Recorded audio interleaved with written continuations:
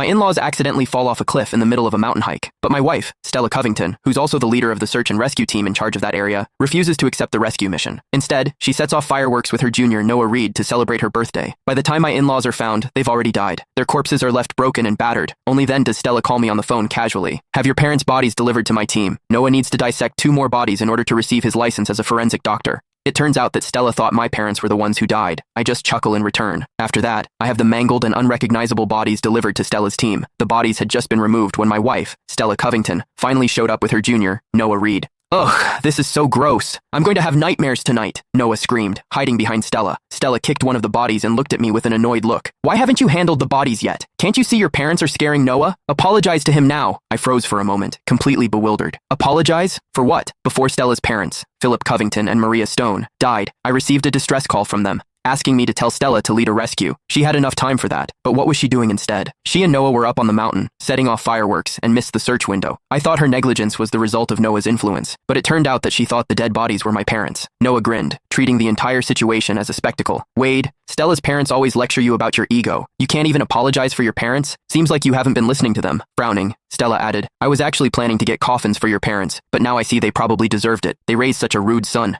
Guess it's only fair that they paid for your mistakes. I shot her a cold look. Prepare the coffins or don't. I don't care, but don't talk about my parents like that. With a look of sheer annoyance, Stella ordered her team. These people aren't worth our time. Just find a stretcher to take the bodies back. Noah added with a smug look. Why bother with a stretcher? Didn't we just bring a garbage truck? Just throw the bodies in there. Wade, you won't be mad, right? We're just saving resources for the living. Watching Philip's and Maria's bodies being loaded onto a garbage truck, I couldn't help but laugh. How could I be mad? Your idea is actually perfect. After Stella and I got married, Philip and Maria changed completely. They stopped being the caring in-laws and barely pretended anymore. They forced me to quit my job and stay home, taking on the role of a house husband for Stella. Every couple of days, they'd show up unannounced to check on me. They'd sit down and order a mountain of food. On top of that, everything had to be organic and fresh. Once they saw Stella mopping the floor and tore me apart. Stella's the leader of a search and rescue team. She works so hard out there. Why are you letting her do all this? I was treated like their personal chef. Now Stella had ordered them to be hauled away by a garbage truck. I figured karma did have a way of balancing the books. Noah handed me a flyer, his gaze filled with mockery. Since I found out your parents were dead, I've prepared a little gift for you. Keep it. No need to thank me. The flyer described a funeral service specifically for livestock. Everything was arranged. Cremation, an urn, and even a plot at the cemetery. Except, it was for a dog. When I didn't take it, Stella yelled at me. Cemetery plots are rare these days. You'd better thank Noah right now. He's even helping you with the autopsy. I laughed so hard that tears started to well up in my eyes. Thanks. Once the autopsy's done, I'll make sure to bury them here. As I watched Philip and Maria being driven away in the garbage truck, I found myself genuinely looking forward to seeing Stella's reaction when she found out who was really dead. I called Mom and Dad to confirm they were safe, then contacted a lawyer to draft a divorce agreement. Just then, the cops showed up.